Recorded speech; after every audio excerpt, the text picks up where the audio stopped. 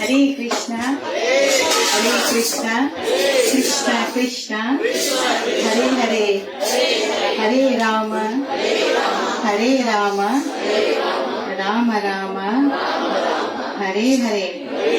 Welcome everybody to Iskcon Hong Kong. We are celebrating one of the most auspicious day of appearance day of Srimati Radharani. So we just finished our Aarti and Narsingha prayers. So we are here to glorify Radharani. So who is Radharani? So Lord Shiva tells Parvati, Radharani is Makheshwari, Kriyeshwari, Swadeshwari, Sureshwari, Triveda Bharateshwari, Pramanasanaseshwari, Rameshwari, Kshameshwari, Pramodakananeshwari, Vrajeshwari, Vrajadipe, Shri Radhika Namastute. What does Lord Shiva say? She is queen of Vedic sacrifices, she is queen of pious activities, she is queen of material world, she is queen of demigods, she is queen of Vedic scholarship, she is queen of knowledge, she is queen of goddess of fortune, she is queen of patience, she is queen of Vrindavan, the forest of happiness, queen of Raja, O Srimati Radharani, I pay my humble obeisance to you. So basically, Srimati Radharani is everything. So let us hear her glories from none other than her great Shri Radhika Mataji. Please welcome with a loud Hari Bol.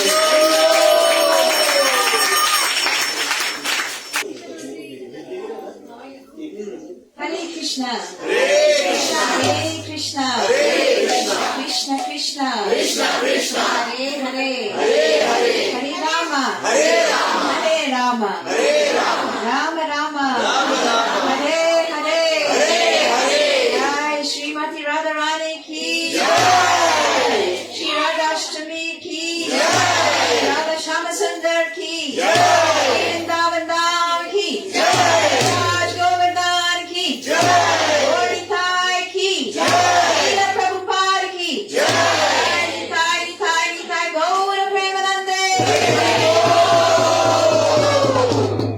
Hare Krishna. Let's begin by singing a short bhajan to glorify Srimati Radharani. This bhajan is called Shri Radhika Stava. Those of you who are in the Iskcon family group, I just posted it a short while ago, so you can follow. Otherwise, you can Google it, please. It's called Shri Radhika Stava. If you're in the Iskcon family group, I posted it. Otherwise, you can Google it, please.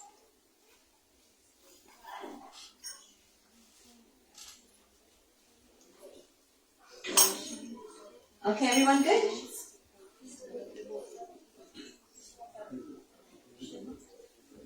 Okay, please follow it. Yeah?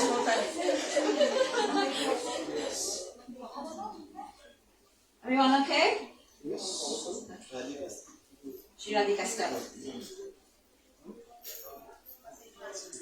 Radhe Jaya Jaya Madhava Daite. Radhe Jaya Jaya Madhava Daite. Shri Radhe Jaya Jaya Madhava Daite. Radhe Jaya Jaya Madhava Daite. Gokula Charugi Mandalamaite.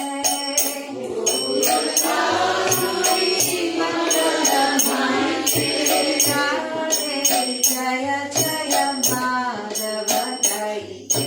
Radhe Jaya Jaya Madhava Daite. Namo Dara Rati Vardhana Vesh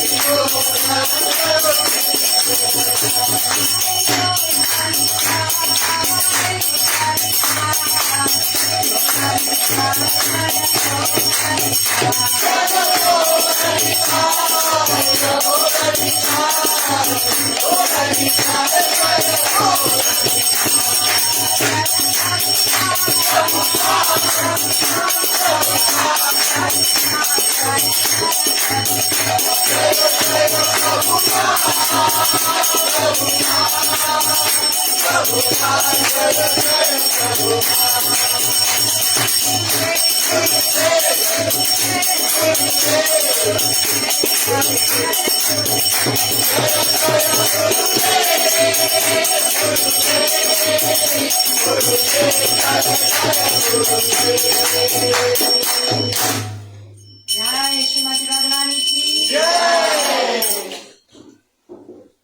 Hare Krishna. Hare Krishna. So today is not only Radhastami. Of course, it's Radhastami today, but it's not only Radhastami. I'm sorry. Does anyone need translation here? Anybody needs translation? No? You okay? If anyone needs, please sit together. And Hazel, right? Yes. Hazel, Jessica, you need translation? Can understand? Okay. Otherwise, Quantia can explain to you. Translate. Okay. So today is not only Radhastami, it is also the appearance day of Vishaka Sakhi, one of the principal gopis. It's also her appearance day. And a month ago, it was the appearance day of Lalita Devi, Lalita Sakhi. Now in Vrindavan, there are 4 camps of gopis, 4 groups or 4 camps of gopis. One camp is called the Swapaksha gopis. These are all the gopis who are favorable to Srimati Radharani. And then we have the Vipaksha gopis. Vipaksha. These are the gopis who are favorable to Radharani's rival. Who is that? Chandravali. Okay. Then we have another group called the Tatastha gopis. They are more favorable to Chandravali, but they also have some affection and respect for Srimati Radharani. And finally, we have the Surit Paksha gopis. These are the gopis who are favorable to Radharani, but they have some respect and affection for Chandravali.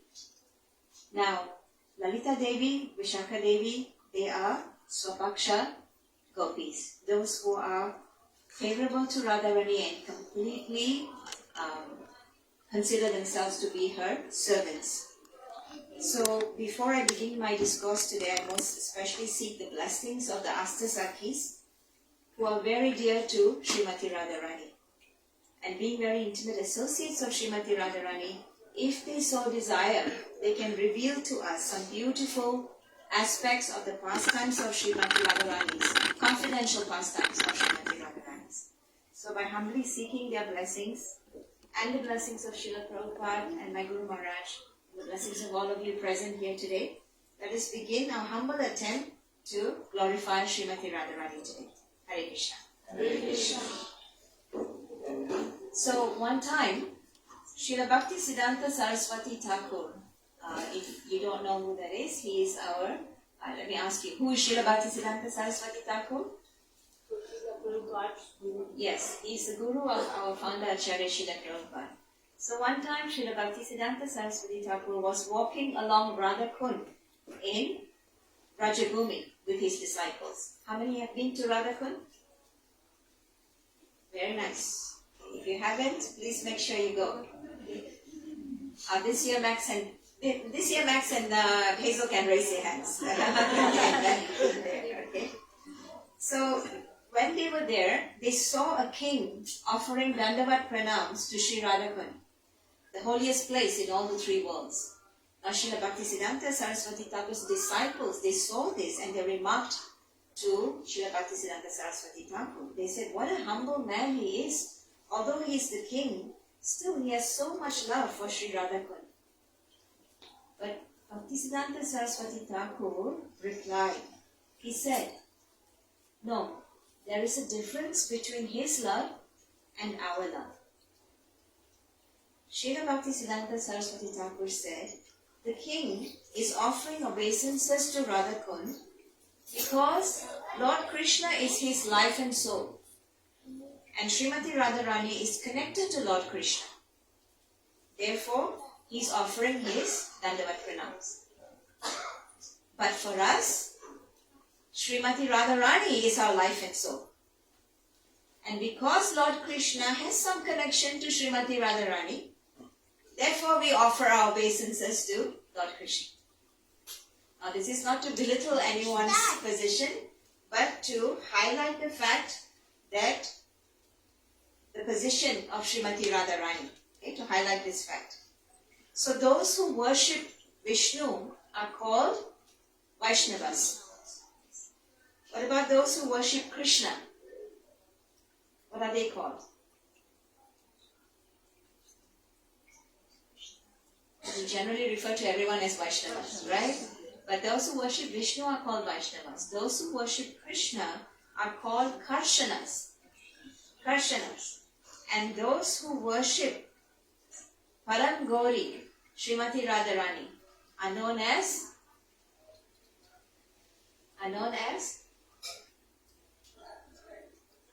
at least the devotees should know, those who are initiated and practicing and serving in the temple. Sorry? Ragatmika.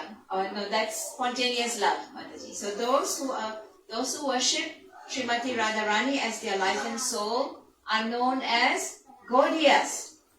Gaudiyas. So that's why we are called Gaudiya Vaishnavas. Okay, so not just Vaishnavas, but Gaudiya Vaishnavas. Because even in the Vaishnava Sampradaya, there are different, those who worship Narayan, and so they have a different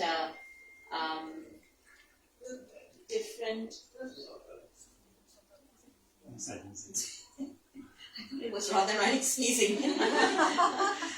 So, but those of us who worship Radharani, we are called Gaudiya Vaishnavas. Okay, learn something new today? Yes, good. Okay. So Gaudiya Vaishnavas are that category of devotees for whom Srimati Radharani is the topmost. She is our Sarveshwari or Praneshwari. Okay, so we are Gaudiya Vaishnavas.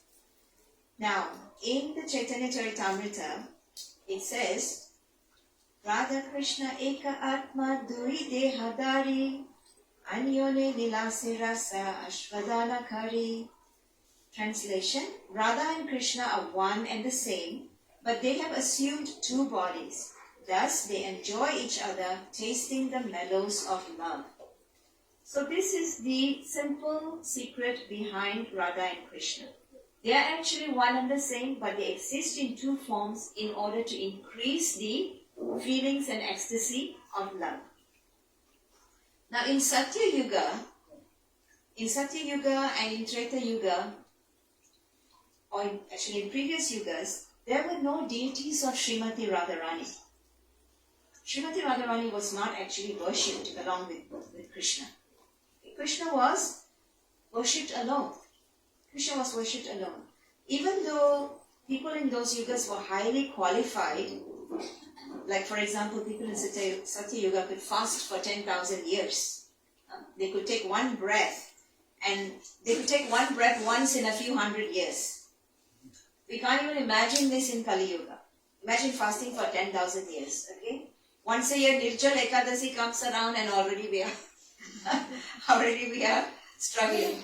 But even though people in previous ages were so qualified, Radha Tattva, or knowledge about Srimati Radharani, was not made easily available to them. Many people are not aware of this, that Radharani's worship along with Krishna is quite recent. It's not been there from Satya Yuga. Now the interesting thing is that in Kali Yuga, I think everyone can agree that we are all the most unqualified compared to previous yugas, people of previous yugas. Yes? Srila Prabhupada goes so far as to say that in Kali Yuga, human beings are like a royal addition of animals. Not very difficult to understand, why he says that. But we see that for the least qualified people of Kali Yuga, worship of Srimati Radharani has become so easily available. Yes? Opportunity for worship and having darshan of Srimati Radharani, and even literature and texts about her are more easily available today. So it's become very much easier to understand Srimati Radharani. So how do we explain this? That in Kali Yuga we have more access to Srimati Radharani even though we are so unqualified compared to people in the previous yugas. Now we will come to that answer. We'll discuss the answer a little later in our discourse. Right now, let us first discuss some background about Srimati Radharani. Who are the parents of Srimati Radharani?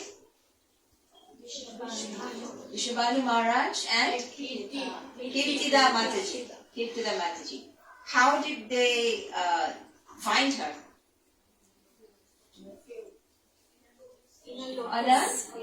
On a lotus flower, a golden demon that Lord Krishna killed. Sorry? Putana. Yes, Putana is the first person that Lord Krishna killed. So we all know that Putana has a very strong to Lord Krishna, a strong connection with Lord Krishna and his Leela. Yeah, we all know that. But did you know that Putana also has a very strong connection with Srimati Radharani? Did you know that? No. Okay, let's learn about this today, alright? Now, the Himalaya mountain range, Himalaya Parvat, had a daughter named Parvati. That Lord Shiva had become the son-in-law of Himalayan mountain. He started to think to himself, Himalaya has got Mahadev as his son-in-law. Now I should also get a son-in-law who is even more powerful than, and he did it so sincerely that Lord Brahma became so pleased with him, appeared before Vindhya and asked him what he wanted.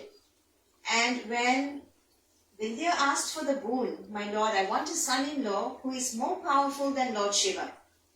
So Lord Brahma, being very pleased with Vindhya's austerity and humility, immediately blessed him and said, Tatastu, so be it. Okay.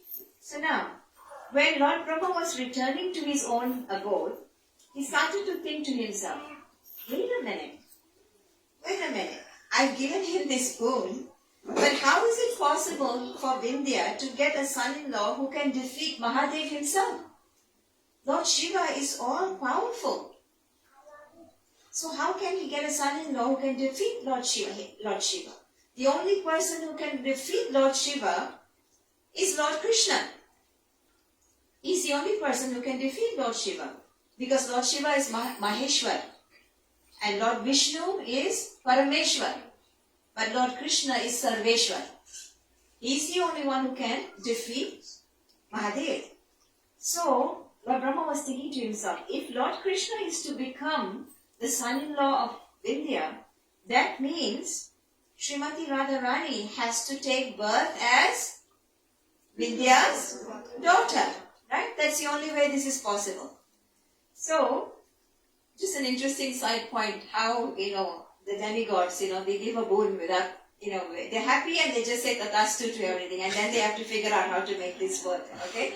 It happened also with someone else. Lord Brahma gave a boon to whom? Lord Brahma gave a boon to another? Hiranyakashipu, yes. And then Lord Krishna had to come as Lord Nrsimhadev to keep all the, blessings of Brahma intact. So thinking in this way that, it's only possible if Srimati Radharani becomes Vindhya's daughter. Thinking in this way, Lord Brahma then approached Srimati Radharani to explain his predicament, and he begs Srimati Radharani, please can you appear as Vindhya's daughter?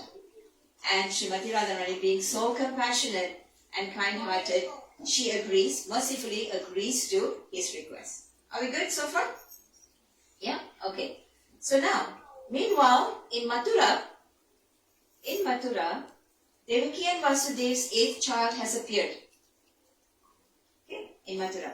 So Kamsa tries to kill the 8th child of Devaki and Vasudev, and he goes to the prison cell, and we all know what happened. What does he see? Huh? Yes, the 8th child is a girl, female child. So, and of course we know that Durga Devi appears, and then she tells Kamsa that your killer has already taken birth somewhere else. Now at the same time, Kamsa also found out that this Vindhya mountain had a boon from Lord Brahma, that whoever becomes his son-in-law would be so powerful that he can defeat Lord Shiva himself. So what do you think Kamsa thinks to himself? What do you think Kamsa thinks to himself? Kamsa thinks, this is very interesting. So if I get married to Vindhya's daughter, then I will become more powerful than Lord Shiva and I can defeat him in battle. Yes? But he doesn't know which male child will kill him, where the child has taken birth, and he also doesn't know which female child is Vindhya's daughter. Right? He doesn't know. So what does he do? He decides to kill all the male children, and he decides to kidnap all the female babies, and he decides to marry all of them.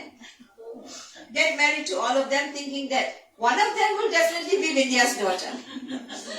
Right? Okay? So just see the Asuric mentality of Kamsa. First of all, willing to kill children for his own purpose. And secondly, Kamsa was already quite old by this time. And he's thinking of getting married to young children, girls who are just born, just for the sake of acquiring power. This is the Asuric mentality. Now, among the Asuras, those who eat human flesh are called cannibals. Yeah? Those who are cannibals is in English, the English word, but those who eat human flesh are known as Rakshasas. Okay?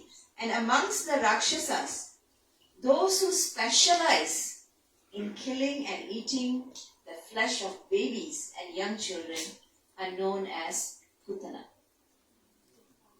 Okay? So this is what it means. Putana. Puta means purity. Putana means one who has no purity. Right? So this is the meaning of Putana. So now Kamsa tells Putana to go and do this job. So Putana now starts flying in the air looking for all the female and male children. And as she was flying, she saw Vindhya performing a yagna with 2 baby girls on his lap. One was Radharani, the other was Chandrabali. Okay? So Putana saw these children, and very quickly she swooped down, picked up the 2 babies and started flying away. Now Vindhya was shocked because he was performing the yatna. There were so many sages and brahmanas and pandits present chanting mantras. And in front of all of them, in their very presence, Putana came and simply picked up the two babies and started flying away. So he appealed, Vindhya appealed to the brahmanas. He said, please do something. My children, my daughters have been stolen by these demons. Do something. So the pandits, the brahmanas, they started chanting something called the Asura Marana Mantra. Okay, something to destroy the demon, by which an Asura can be killed. But she was already flying away. Now Putana has one baby in each hand. Okay, and she's flying away. As the sages were chanting the mantras, Putana started feeling weaker and weaker and weaker. Mantras were starting to take effect. So she couldn't hold the baby. So she dropped one baby. She dropped Chandravali. Actually, she dropped the baby Chandravali, who later became Rukmini Devi in Dwarka. Alright? Now, so the sages continue the chanting of the mantras and she's feeling even more weak now. Putana, she can't even hold on to the other baby and she drops that baby also. And that baby falls all the way down from the sky onto 1,000-petaled golden lotus flower, where Rishabhanu Maharaj later on finds it. Okay? So this is the pastime behind how Srimati Radharani ended up on the golden lotus flower. Okay, everyone? Good. Okay, now, in most Iskcon temples around the world, most of you have been to Iskcon temples around the world? Yes? And we all know that in Iskcon temples we have some of the most beautiful shringar compared to any other temple. Yeah? So in most Iskcon temples around the world, we will see that Srimati Radharani is in a pose where her hands are kind of like outstretched like this and she's holding flowers. Right? You went to Vrindavan recently, remember? Yes? Most deities around the world, Iskcon temple around the world, Srimati Radharani is like this. Normally she's holding a hand and her foot is kind of like one in front of the other. This is known as the dancing pose. In the Govinda Lilamrita, this is mentioned as the dancing pose. However, in very few temples, Iskcon temples around the world, specifically like in London and in Paris, deities in London are called Sri Sri Radha Londonishvara. And in Paris, they are called Sri Sri Radha Parisishvara. So, and also I think a couple of places in the US, I'm not very sure. But certainly in these two temples, in London and Paris, you'll see Srimati Radharani with one hand giving upraise like this. Prabhu, you have seen? Yeah, every time. Of course, you're from the UK, right? So you have seen Radha Londonishwara. Her hands are up and she is bestowing blessings. And in her left hand, she's holding a lotus flower. Her hand is down and she's holding a lotus flower, right? So there is a very beautiful pastime behind this. Why in some specific temples Radharani's pose is like this. Okay, so let's try and delve a little deeper into this. Now one time, Srimati Radharani was paying very special attention to her shringar, her dressing, and ornamenting herself because she's going out to meet Krishna, right? So she always dresses herself in preparation for that. Now ornaments that we put on are called shringar. They're called shringar. And there is a whole devotional art on how to dress oneself. There is a whole devotional art. In Vedic culture, everything, there's an art to how to sing. There's an art on how to play musical instruments. There's an art of how to dance, how to walk. So even shringar, even getting, dressed, there is an art to it of how to do. So, but not only is there an art to it, there is also, more importantly, the shringar, the ornaments, they signify something. They have some meaning. They have some meaning. So for example, because of social customs, we know that Srimati Radharani was, quote unquote, married to whom? To? What is her husband's name? Sorry? Srimati Radharani was apparently married to, what is her husband's name?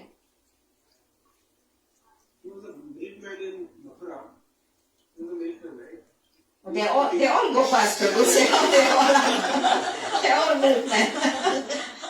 Can you narrow it down a bit?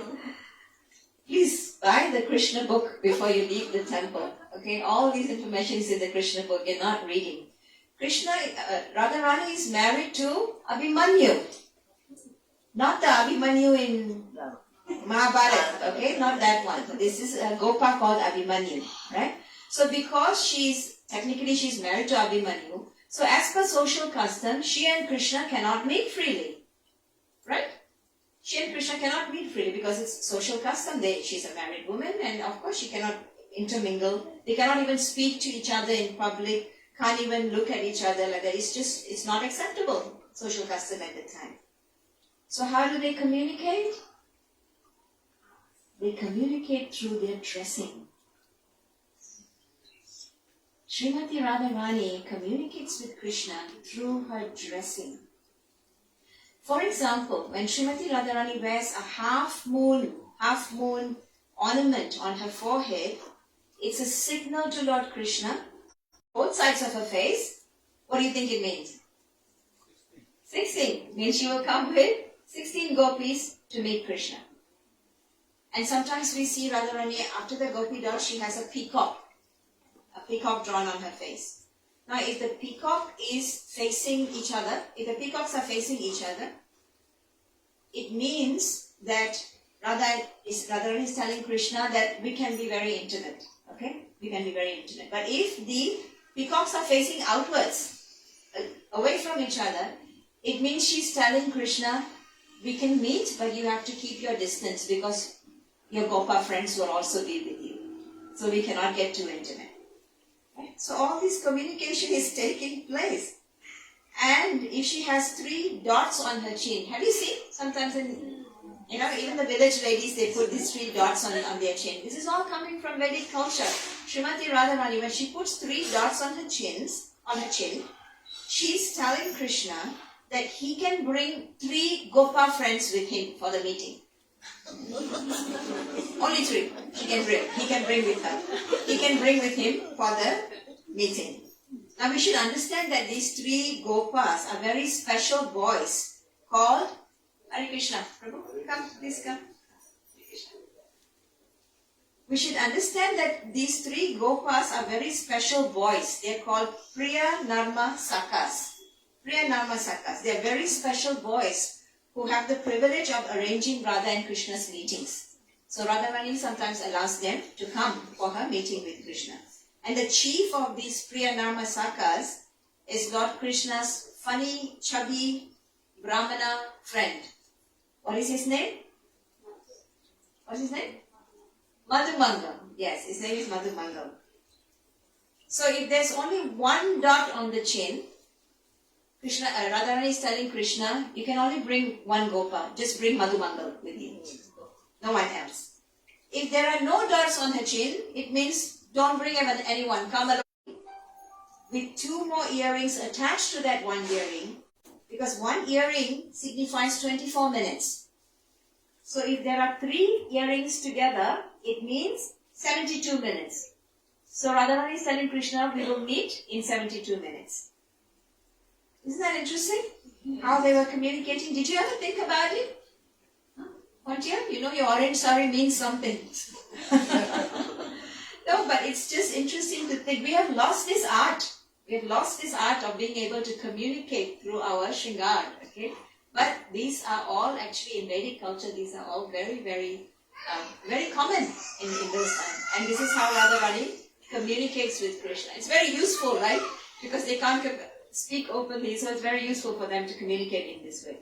Now, so the meeting has been arranged, okay, and then all the Krishna looks at, by looking at Srimati Radharani from afar, Krishna understands all these signs when he's supposed to meet with Srimati Radharani.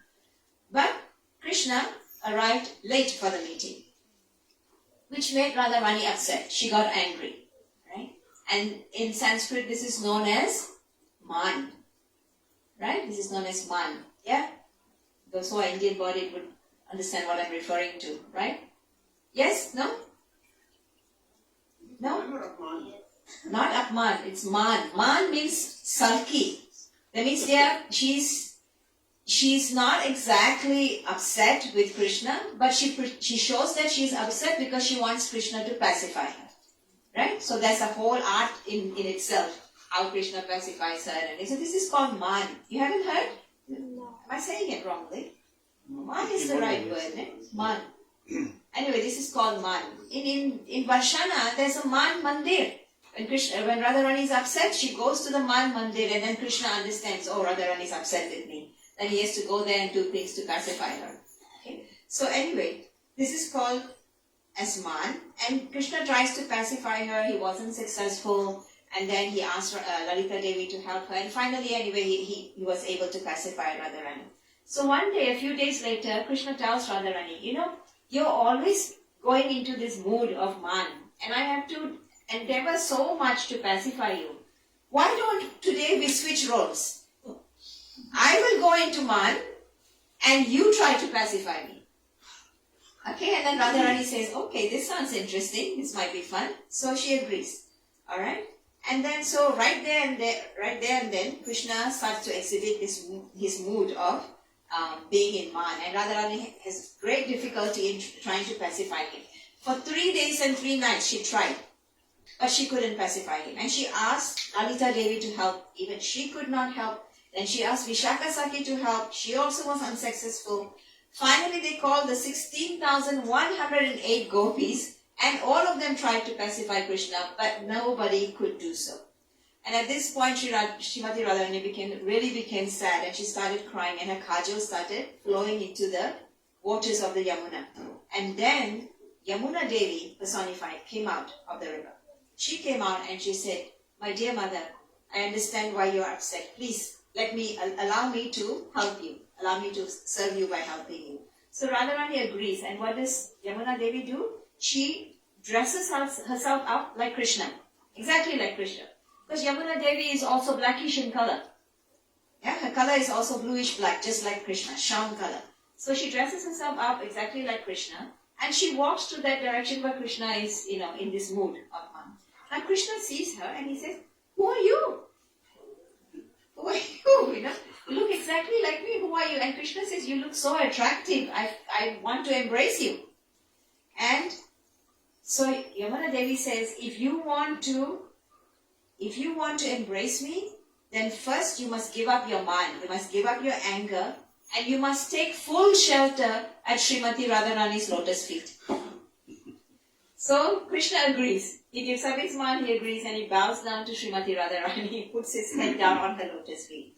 So Yamuna Devi accomplished something which all the other gopis could not do. And because, yes? I think in common language in Hindi we say, बहुत भाव खाता है. Right? Krishna बहुत भाव खाता है. Okay. So because Yamuna Devi helped Srimati Radharani, to pacify Krishna, Radharani gave her a very special blessing. She said that, as you are dear to me, Yamuna Devi, so the lotus flowers in your river are also very dear to me. So from this day forward, I will have a special pose where I will hold a lotus flower in my left hand, and with my right hand, I will bestow blessings to everyone who comes to me. So this is how some of our deities, Radharani's deities in Iskcon, have this very special and rare pose. Even in Vrindavan or even in Mayapur, you don't see this pose. Okay, very special place. This is the pastime behind it. Now, in the material world, when we are sick, if we go and see a doctor and take medication, we'll recover. Yeah, we are sick, that's a process. We are sick, we go and see a doctor, we take medication, and we recover, generally. Okay, we recover. But in spiritual life, it doesn't work like that. We cannot simply chant, study the Shastras, engage in devotional service. All these are very important. But we cannot expect that by doing all these things, we will automatically make advancement in spiritual life. The most important element in spiritual advancement is the mercy and blessings of Vaishnavas. Without this, all our efforts are limited. and how far it will take us. It is the mercy and the blessings of the Vaishnavas that will help us to advance. That is why we are always told to seek the mercy and blessings of the Vaishnavas, especially the topmost devotee like Srimati Radharani.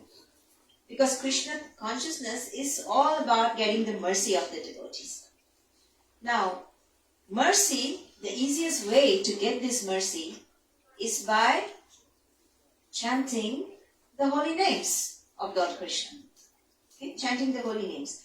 Now, in the Skanda Purana, it is mentioned the 6 features of the holy name. 6 features of chanting the holy name. Nama Chintamani Krishna, Chaitanya Rasa Vigraha, Purna Shuddho Nitya Mukto, Adinatvam Nama Naminaha.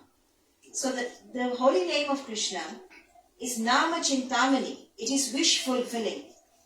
It is wish fulfilling. It is Chaitanya. It is conscious. The name is conscious. It is Rasa Vigraha. The name is the embodiment of all the rasas and all the mellows. So according to how we want to relate with Krishna, interact with Krishna, the holy name can bestow that upon us because it is Rasa Vigraha. It is Purna Shuddha, means it is always pure and can never be contaminated. The holy name can never be contaminated. Rather, it removes the contamination within us. And it is Nitya Mukta, meaning that Srinam Prabhu, the holy name, is eternally liberated. And finally, Abhinatvam Nama Naminaha. Bina means different. Abhina means different. Abhina means non-different. Right? It means non-different. So, which means that the holy name and Lord Krishna are not different. They are one and the same. So this is what it means. Krishna also says in the Shastra, Kali Kale Nama Rupe Krishna Avatar. In Kali Yuga, he has descended as his holy name. Now, similarly, Srimati Radharani's name also has great potency. So I'm going to narrate a very, very nice past incident which illustrates this. Okay? So one time there was a materialist, yeah? Everyone understands this term? Materialist, someone who is very attached to just making, sorry? Yeah, there are different grades of materialists, but generally it means someone who is just focused on working, earning money, enjoying himself and nothing, not very interested in spiritual advancement. Okay, so he was a materialist and he had a very beautiful wife and her name was Kishori. And Kishori, I think we all know, is another name for Srimati Radharani. What does it mean, Kishori? Yes, ever youthful, always youthful. Yes, that's right. So this materialist was very much attached to his wife and they were very happy together. But one day she became seriously ill. And very soon after, she passed away. So this man became completely devastated. His friends and relatives, everyone tried to console him. But he was so distraught and he was lamenting all day about the shocking demise of his wife. And every day he would cry out with great, intense feelings of separation. Oh, my Kishori, where are you, Kishori? He would be lamenting like this in his home. Okay. Now one day, a sadhu was passing by and he heard this man crying out like this, Kishori, my Kishori, where are you? So this sadhu thought to himself, wow, this man is a great devotee of Srimati Radharani. He said, I must go and meet him. He's such a great devotee of Radharani. He's crying out for her with such feelings. So he went and knocked on the door and the man opened and again he was saying, Kishori, where are you? So the sadhu told the materialist, if you want to see Kishori, you should go to Varshana. Okay? Of course, the sadhu was thinking he's referring to Radharani. So the sadhu told him, if you want to see Kishori, you should go to Varshana. So this man thought immediately, oh, my Kishori is in Varshana. So immediately he packed his bags and he went to Varshana, was looking around everywhere, couldn't find her. So he sat down in one place and started crying. Again started crying and lamenting very loudly, Kishori, where are you, Kishori? Day and night he was lamenting like this. And his feelings of separation was so intense that Srimati Radharani heard. And she was wondering to herself, this person is calling out to me with so much love. And so she told Lalita Saki, please go and find out what this man wants. So Lalita Saki went to him, and then she came back and she told Srimati Radharani, don't waste your time. He's just lamenting for his dead wife. He's not calling out for you. But Radharani said, nevertheless, Kishori is my name. And he is calling out to me with such devotion. So I must give him my darshan, I must give him my blessings and mercy. And Srimati Radharani actually blessed him that he became a very pure and devoted servant of Srimati Radharani. Even though he was chanting, calling out for his wife instead of Srimati Radharani. So still, still he attained the highest perfection of life. Even though unconsciously he was calling out, he attained the highest perfection of life. So therefore, the name is very important. Chanting of the holy names is very important. Even if we do it without proper attention, even if we are, there's namabas, if there are offenses while chanting, still we should not give up chanting. Because the name itself will purify us. Okay? So the name is everything. The name is very, very important.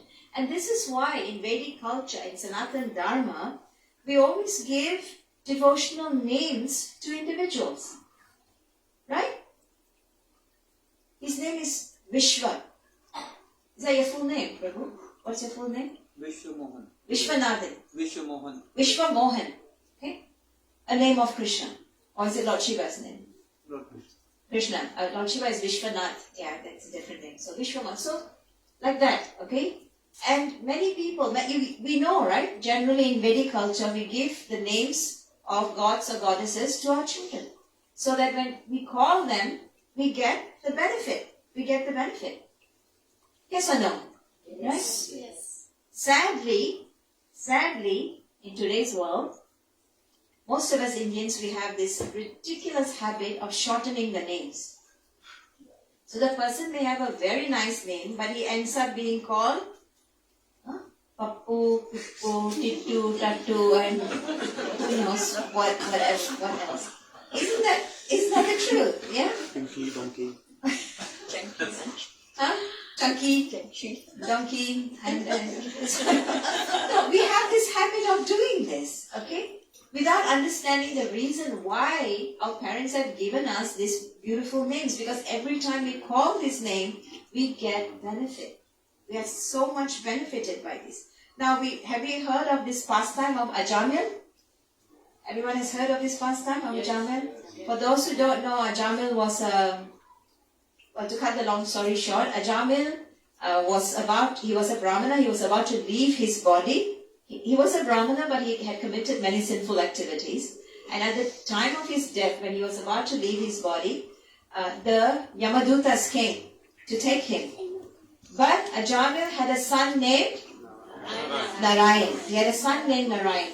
And he was very attached to Narayan. Ajamil was very attached to Narayan. So, when he was about to leave his body, he started calling for his son, Narayan, Narayan. And therefore, the Vishnudutas came and immediately stopped the Yamadutas and said, you cannot take this man. But the Yamadutas said that he's committed so many sins, he rightfully belongs to us. And the Vishnudutas said, whatever he may have done, at the end of his life, now he's chanting Narayan. So therefore, you have no right over him anymore. See the potency of chanting the holy name. Now just imagine if Ajamil had shortened his son's name to Nannu or Ninnu or something like that. Just imagine if at the time of death he had been calling Nannu, Nannu, Ninnu. Do you think the Vishnudutas would have come for him? The entire story of Ajamil would have been completely different. The pastime would have been completely different. So this is to highlight the potency of the holy name and for us to understand why we have such beautiful names. Because another thing we have in today's world is we want to modernize the names and make it very Western or very hip or whatever. Okay, but what is the value of that name? There has to be some benefit for the person who has that name and for the person who is calling them, others who are calling that person. So please let us understand this. Okay, this is the potency of the whole. I'm just giving this illustration to remind all of us that the holy names are so important. Okay, now India has over 700,000 villages. At the last count, there are over 700,000 villages in India. And in practically every village, there are cows, there are buffaloes, bulls, milk, cow products, agriculture, mud huts, etc. Practically every village has this. All these villages are not glorified in the Shastras. Only one village is glorified. What is the name of that village? Vrindavan. Right? Why? Why is only Vrindavan glorified? Because Krishna appeared in Vrindavan, okay. But why did Krishna choose to appear in Vrindavan and not in any of the other 700,000 villages? It's a newly built village on the name of Radharani. A newly built village in the name of Radharani. Yeah. Or maybe we can say the Vrinda is the Tulsi Mata. Mm-hmm. So he named that village as a name of Vrindavan. Yeah, that is correct. The name, you have explained the name of Vrindavan because the Vrinda Devi is Tulsi I Devi. know one story also, I'm not able to. Anyone else? Why is only Vrindavan glorified? The Brajvasis are actually from Golok and they are here for pastimes. So Krishna has, old association with the Brajvasis. Close, very close, Nehaji. Not all Brajavasis are from Golok, from the spiritual world, okay? But the point is, why Vrindavan is glorified, it is because all the residents of Vrindavan, their lives, their desires, their actions, everything is in tune with Krishna's plans and desires. Everything is in harmony with his plan and his desires. Whenever Krishna wanted something, for example, when Lord Krishna told them to stop worshipping Lord Indra and worship Govardhan Hill instead, okay? Nobody said, why? Why should we do that? Nobody asked Krishna why. They only asked him how. Okay, if that's what you want, Krishna, we'll do it. Okay? So their every action is just harmoniously in alignment with Krishna. By the way, just as a side note, who lifted Govardhan Hill? Who lifted Govardhan Hill? Are you sure? Are you sure? Before that, Hanumanji. Hanumanji, no. He lifted the mountain to bring the Sanjeevani. That's different. No, Before that. Before that, in Ramayana, because when there's a story behind it. Why it was accumulated in a way that why Krishna picked Govardhan only. So there is like a story because Govardhan Parvat was The one about Pulasya Muni and how he yes. So it's like how it was that okay, when Krishna will come and you will fulfill that, he will be picking you up. The story goes something like that. No. The blessing was that Krishna will come and perform pastimes on Govardhan Hill. Okay, that was the blessing. But my question is, who lifted Govardhan Hill? All the Brajvasis along with Krishna. Krishna lifted Govardhan with which hand? Which finger? Small finger of which hand? Left hand. Okay. Now, Radha and Krishna, or male and female, who is on the left hand side? Who's on the right? Who's on the left? Krishna is on the right. Radharani is on the left. Krishna could have lifted Govardhan Hill with his right hand. He didn't. He lifted with his left hand. And his left side is Radharani. So it was Srimati Radharani who lifted Govardhan Hill. Srimati Radharani ki jai. Okay, we will not go into that. We will discuss more on Govardhan Puja Day. But the point I'm trying to make is that all the gopis, I have 10 minutes, right, Mataji? Yeah, okay. All the residents of Brajabasi, of Vrindavan, their desires are in tune with Krishna. So those,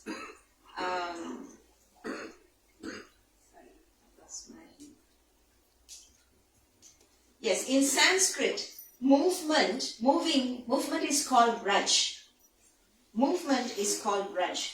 So the residents who move their plans and their lives according to Lord Krishna's plans and desires are called Brajavasis. Okay? This is what it means. Now amongst the Brajavasis, that personality who could move her desire completely in tune with Lord Krishna's desire, 100%, is, who's that? Who is the Brajavasis whose very existence and life is completely in tune with Krishna's desire? Srimati Radharani. Okay? That is why she is worshipped as the topmost devotee. She has no iota of selfishness. Her entire consciousness is absorbed in how to please Krishna. She has no selfishness thinking of what will happen to me. This is the quality of Srimati Radharani and the gopis. They have no selfish motive for themselves. They're constantly trying to please Lord Krishna. Now this is very, eye-opening for us. It's something for us to think about.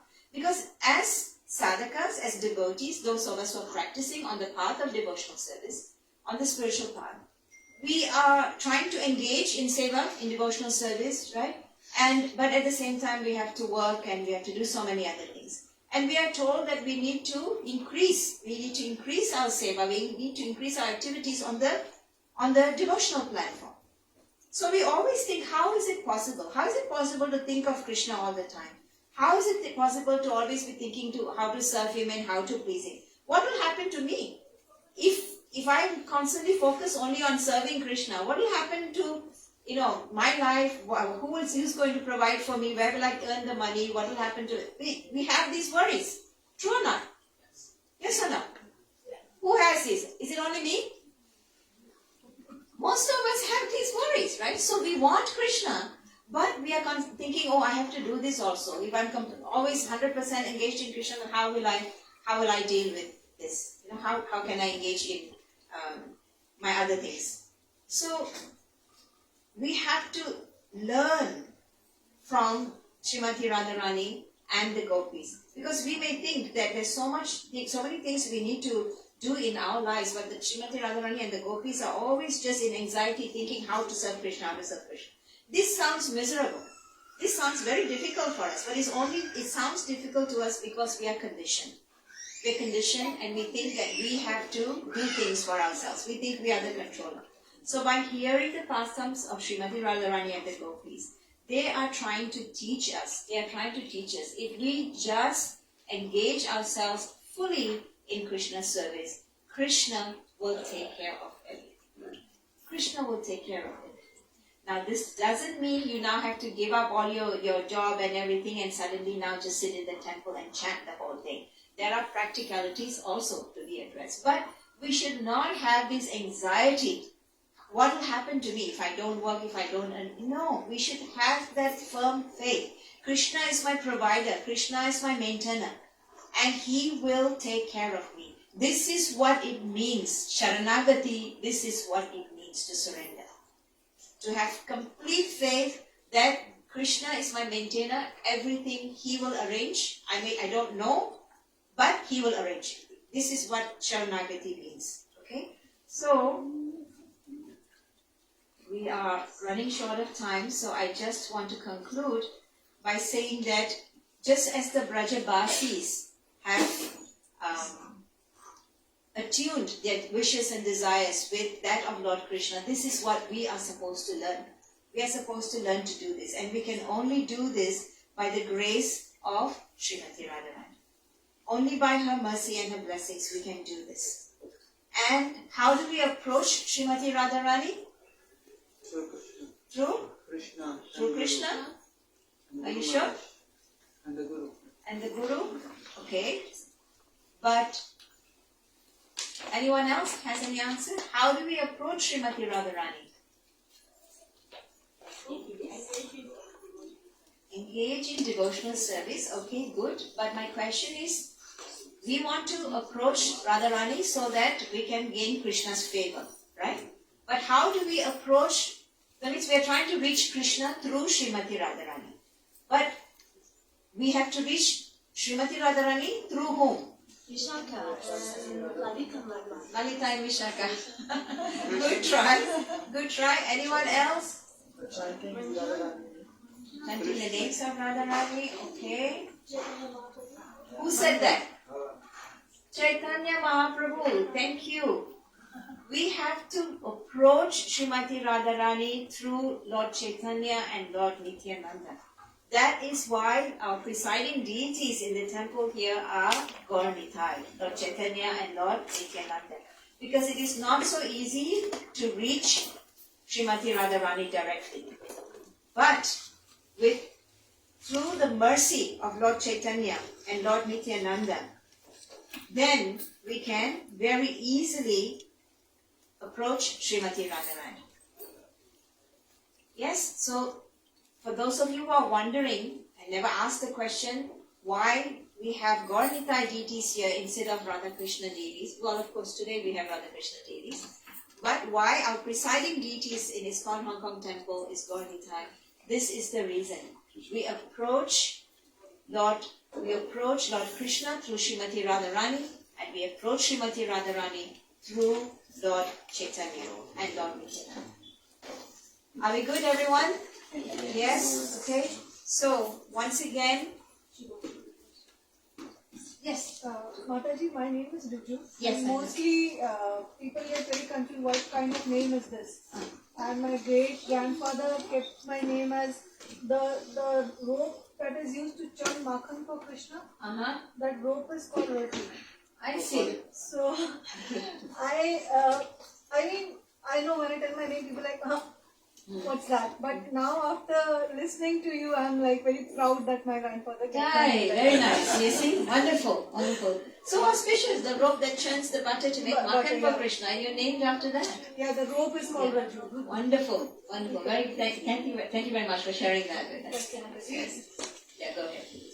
So we have learned. Okay, I'm going to take a few minutes to just ask you all in conclusion.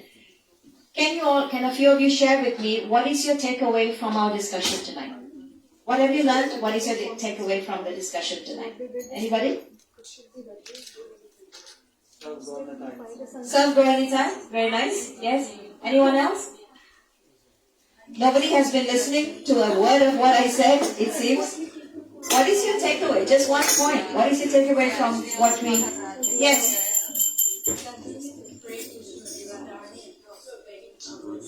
Okay. Beg for Radharani's mercy. Yes. Anyone else? Sorry? Easiest way to reach Lord Krishna. One person at a time. Sorry, yes. Shilpa Mataji. Easiest way to reach Lord Krishna via Radharani, but more easiest ways to reach Radharani is via God. Yes. We go through Lord Chaitanya, Lord Nityananda to reach Srimati Radharani and ultimately to reach Lord Krishna. Thank you. Someone else was saying? Importance of chanting the holy name. Very nice. Thank you. Same as Mataji. Okay. Holy names are, have great potency. Have to keep chanting them. Holy names have great potency. Yes, and we should continue to chant. Yes, thank you very much. So on this day of Radhastami, we can pray to Srimati Radharani. Pray to Srimati Radharani that we all struggle with this. We want Krishna, but we also have so many other desires. Yeah, so many other things. We're constantly disturbed by so many other desires. We cannot 100% tune everything, all our actions, like the Brajavasis. We cannot 100% tune everything in line with Krishna's desires. So we can pray to Srimati Radharani today. Dear Srimati Radharani, just as you are 100% aligned with Krishna's plans and desires, and your very existence is simply to serve and give pleasure to Sri Krishna. I would like to be like that, but I'm struggling. Please, Mata, can you help? Please help. Can we pray like this? Yes? Take the opportunity today to pray like this. Now, before we go on to the next part of the program, I just have one announcement I want to make, which I observed for some time. When we come into the temple, near the temple entrance, there is a Charnamrita pot. Yes? Yes. Hare Krishna, does everyone know this? Please listen, it's very important, kindly pay attention. There's a pot of Charnamrita near the entrance when we come into the temple. Has everyone seen this? Yes. Do you all take Charnamrit? No? Yes? No? Yeah, not today, but generally when you come to temple, do you take Charnamrit? Yes. Yes? How do you take Charnamrit? Okay. How do you take the Charnamrit? How are you supposed to take the Charnamrit? In the hand. You take a few drops of Charnamrit in the hand, you drink it, and then there's a pot of water and another pot you can use to wash your hands. Like Kamandalu is there, you can pour the water and wash your hands. This is how to honor and respect Charnamrita. I have seen, Hare Krishna, please pay attention. I have seen some guests who come to the temple, open up the Charnamrita pot, take the spoon of Charnamrita and put it into the mouth. Okay? Please do not do that. If you were not aware before, you are now. This is not the way to honor Charnamrita. Please do not do that. This is muchi. When we put anything near the mouth, it becomes muchi. The spoon becomes muchi, and then we are putting the spoon back into the pot of Charnamrita. And then everyone, of course Charnamrita is pure, cannot be contaminated. Nevertheless, it is not proper practice. It is muchi. It's muchi. So the proper way, suchi, the suchi way is to put it in your hands and take. It's very unfortunate that in today's world we have very little understanding of suchi and muchi. In today's world we don't know suchi and muchi, but we all know Gucci. Yeah? Gucci everyone knows. But this simple thing of muchi and suchi we are not aware. So please make it a point. It's not just relating to Charnamrit, but everything else. We have to be mindful when we come to the temple, how we deal with things. There's a proper way of doing it, and there's a not so correct way of doing it. So I just humbly request everyone to please make an effort to find out and do it the right way. Thank you so much, everyone, for patiently listening. Srimati Radharani ki jai, Srimati ki jai, Shri Radha Shyama Sundar ki jai, Srila Prabhupada ki jai, Jai Gaura Premananda. Hare Krishna. Hare Krishna.